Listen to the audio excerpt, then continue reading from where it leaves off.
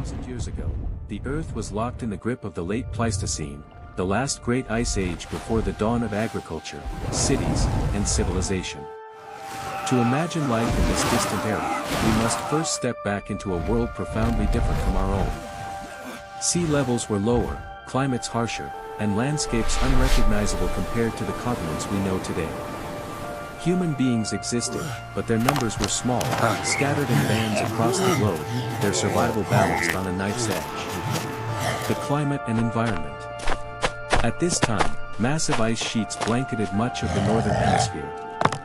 The Laurentide ice sheet covered North America, stretching from the Arctic down into what is now the northern United States. In Eurasia, glaciers extended across Scandinavia, Britain, and deep into Siberia. These sheets of ice were kilometers thick, reflecting sunlight and plunging much of the planet into cold. Average global temperatures were far below today's norms. Winters were long and brutal, summers short and mild. Rainfall patterns were irregular, some regions were locked in perpetual drought, while others endured torrential downpours. Vast tracts of steppe tundra dominated northern Eurasia, endless grasslands dotted with hardy shrubs, lichens, and few trees. Sea levels were approximately 120 meters lower than today, exposing continental shelves and creating land bridges. The most famous of these was the Bering Land Bridge, or Beringia, which connected Siberia to North America. Other bridges linked islands in Southeast Asia, forming what archaeologists call Sundaland. These land connections made migration on foot possible, but there were still formidable water crossings that challenged human ingenuity. The animal world. The Ice Age was home to megafauna, giant animals adapted to cold and open landscapes. Woolly mammoths, with their curved tusks and thick fur, roamed in herds across Europe and Asia. Woolly rhinoceroses, armored with dents. The Ice Age shaped human destiny not only on land, but also upon the water. By 30,000 years ago, our ancestors had already shown that they were not confined to continental interiors. In the shifting landscapes of Southeast Asia, in the island chains of the Pacific Rim, and along the coasts of Africa, evidence reveals that humans had begun to experiment with seafaring. These early steps toward maritime exploration would ultimately lay the foundation for one of the most daring chapters in human history, the crossing of the open ocean. The geography of barriers. Lowered sea levels had exposed land bridges, but they had not erased the oceans. Even at the height of the Ice Age, certain bodies of water remained uncrossable without deliberate innovation. Southeast Asia, for example, presented a complex puzzle of islands, peninsulas, and seas. Vast areas of the Sunda Shelf were exposed, creating a broad subcontinent called Sundaland. Yet beyond Sundaland stretched Wallacea, a chain of islands that remained separated by deep water channels. To reach Australia and New Guinea, the landmass known as Sahul, humans had to cross at least 60 to 90 kilometers of open water. This was not a matter of wading across shallows or hopping between stepping stone islands. It required true seafaring. Archaeological evidence confirms that by 50,000 years ago, humans had already achieved this feat, establishing permanent populations in Sahul. By 30,000 years ago, these populations had spread widely across the continent. Such migrations were not accidents. The distances involved suggest intentional voyages, with groups large enough to found stable communities. This means boats or rafts had to be built strong enough to carry men, women, children, and supplies across dangerous currents. It also means that humans had mastered enough navigation to set out into the unknown, and arrive. The technology of rafts and boats. What kinds of watercraft did Ice Age humans use? No direct exam. The decision to leave land and set out upon the sea was one of the most daring steps in human history. By the late Ice Age, our species had already reached the farthest corners of continental land masses. But the ocean remained an intimidating frontier, a vast expanse that could not be tamed with fire or stone tools, a realm that demanded new skills, new technologies, and new forms of cooperation. In this part, we explore what it would have been like to embark on the earliest true voyages. We will follow the construction of the craft, the preparation for departure, the experience of life aboard, and the hazards of the open sea. Through archaeology, anthropology, and comparison with later maritime traditions, we can reconstruct a vivid picture of humanity's first great ocean journeys. Preparing for departure. Voyages did not begin in haste. They required long preparation, and for communities accustomed to living off the land, the idea of floating into the unknown must have seemed daunting. The first task was to build the vessel. Bamboo, logs, or reeds were selected with care. Men skilled in toolmaking shaped stone adzes to cut and trim wood. Fire hardened the ends of poles and helped hollow out trunks for dugout canoes. Vines were stripped and twisted into ropes for binding. Every step of construction reflected a deep knowledge of the natural environment. But a vessel alone could not sustain a journey. Food and water had to be gathered. Women played a central role here, drying meat and fish, roasting tubers, and weaving baskets to hold supplies. Water was stored in hollow gourds or bamboo tubes. Fire, essential for survival, was carried in the form of glowing embers packed in damp moss or clay, to be rekindled when needed. The decision of who would go was equally critical. Voyages were not solitary. A raft needed paddlers, navigators, and caretakers. Families often traveled together, ensuring that if the journey succeeded, a new community could be established. The open ocean was one of the harshest environments early humans ever faced. Unlike the savannas, forests, or mountain valleys they had adapted to for millennia, the sea offered no soil to dig in, no caves to shelter in, and no rivers flowing with fresh water. A raft or canoe was not a home but a fragile platform balanced between life and death. Yet somehow, against enormous odds, humans found ways to survive days and even weeks at sea. In this part, we will explore the strategies of survival that made early voyaging possible. We will examine food and water supplies, fire and warmth, medicine and healing, the roles of men, women, and children aboard, and the cultural practices that sustained morale and unity. Archaeology and anthropology give us clues, but so too does the comparison with more recent seafaring peoples whose traditions preserve echoes of ancient survival knowledge. Food at sea. Perhaps the greatest challenge was food. No matter how carefully a voyage was planned, supplies were limited. Dried roots, roasted meats, and smoked fish were carried from land. Tubers like yam or taro could last many days if kept dry, and dried fruits provided both nutrition and a little moisture. Nuts, stored in woven baskets, offered dense calories. But stored food would not last forever. Successful voyages required skill in harvesting the sea itself. Hooks carved from bone or shell, lashed to plant fiber lines, were cast over the side. Fishermen watched the water carefully, feeling for the slightest tug. Fish not only provided meat but also liquid in their flesh, reducing thirst. Larger fish could be dried on deck if weather permitted, ensuring reserves for later. Spears tipped with sharpened bone or obsidian points were thrust into schools of fish when they neared the surface.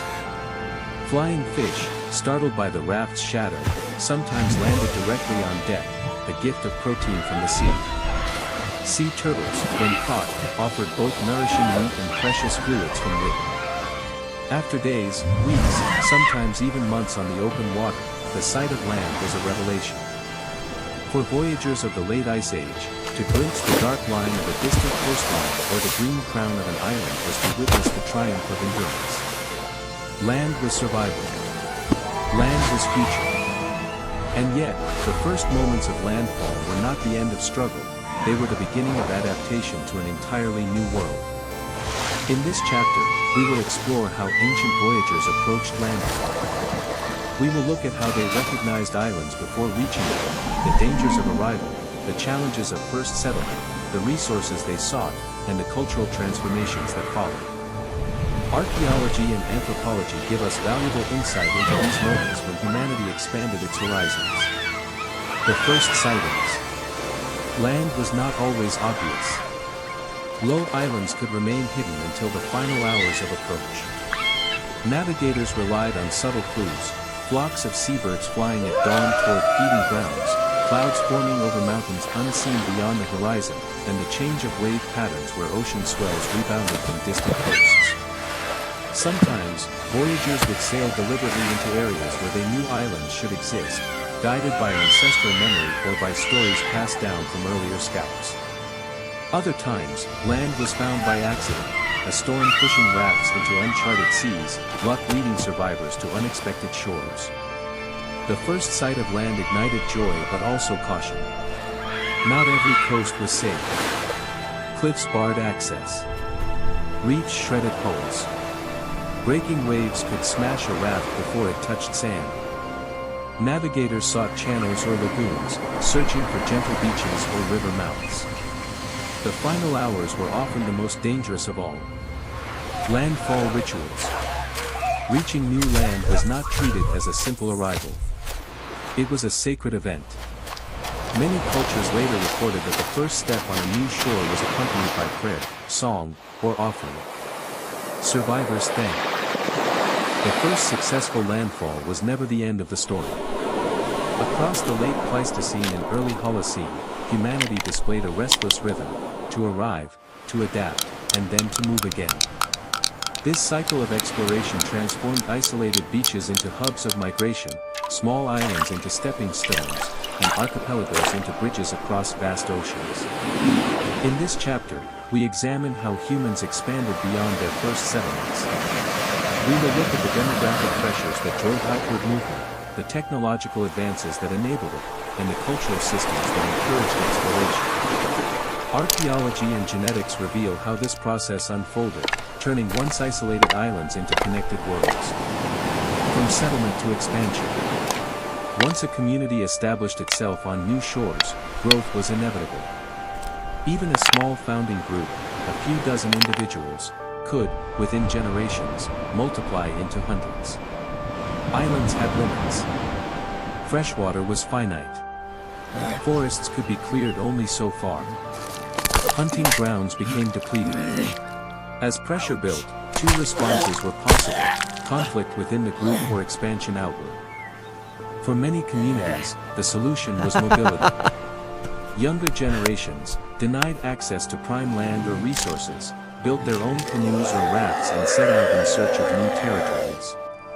Thus, the impulse to voyage was not a rare event but a structural feature of society. The chain of island strategy. Geography often guided the rhythm of expansion. Island chains offered natural stepping stones. From New Guinea outward into the Bismarck Archipelago, then into the Solomon Islands, voyagers could cross short gaps of sea, each new island visible or nearly so from the last. Archaeological layers show this sequential pattern. Sites in the Bismarck date to around 40,000 years ago. The Solomons were reached somewhat later. Each wave required new skills, but the process built confidence. By the time voyagers faced truly open sea crossings, distances. The story of Ice Age voyagers did not end when they stepped onto new beaches or built villages on distant islands. Their impact stretched forward through thousands of years, shaping entire cultural systems. The sea was not only a frontier but also a foundation, of identity, of technology, of myth. The people who once looked out at the horizon and dared to cross it left a legacy that continues to ripple across the modern world. Language as a map of movement. One of the most enduring legacies of the voyagers is found in language. Linguists studying the Austronesian family, one of the largest in the world, have traced its spread from Taiwan into the Philippines, through Melanesia, across Polynesia, and as far west as Madagascar. This linguistic web covers more than half the circumference of the Earth. Languages are living fossils of migration. Shared words for canoe parts, navigation terms, or agricultural tools reveal common ancestry. For example, cognates for outrigger, or paddle, can be traced across thousands of kilometers, linking distant communities back to their voyaging forebears. Even when grammar and pronunciation diverge, echoes of shared vocabulary persisted like the bones of an ancient vessel beneath new planks. Thus, language itself preserves the routes of expansion, offering a map drawn not on paper but in sound. Every conversation in Polynesian, Malagasy, or Tagalog carries whispers of those first canoe journeys into the unknown. Myths of the horizon. Another legacy lies in myth and story. In many island societies, oral traditions describe heroic ancestors who crossed the sea to discover new lands. These figures are often semi-divine, straddling the line between human and God. Their voyages are remembered as acts of creation, shaping not only geography but culture. In Polynesia, tales of great navigators like Cook or Hutamatue recall real historical migrations, transformed into legend. In Micronesia, chants describe starred paths that guided it. Human history is, at its core, a history of movement. From the savannas of Africa to the icebound edges of Europe, from the great rivers of Asia to the islands scattered across the Pacific, our species has always been drawn forward, outward, toward the unknown. The story of the Ice Age voyagers is not a small chapter but a defining one. It reveals who we are, what we fear, and what we hope to become. Theirs was not an age of nations or empires. They had no maps, no writing, no instruments of steel. Yet with fire, wood, and memory, they crossed distances that rival the scale of space missions today. In their canoes, stitched together from natural materials, they carried more than food and water. They carried identity, culture, and the seeds of civilizations yet to be born. The courage to leave shore. To imagine the courage required is to place oneself on the edge of an Ice Age beach. The horizon stretches ahead, limitless and unforgiving. Behind lies the known world, the village, the hearth, the safety of land. Ahead lies only uncertainty. No guarantee of landfall, no promise of return. And yet, some stood, lifted sails, and chose to go. This decision defines humanity. The willingness to leave behind comfort, to step into danger, not out of recklessness but of vision. The voyagers remind us that exploration is not only about survival but about curiosity, ambition, and a refusal to accept limits. Exploration as a human constant. From those first sea crossings, the pattern repeated. Ice Age voyagers pushed into islands.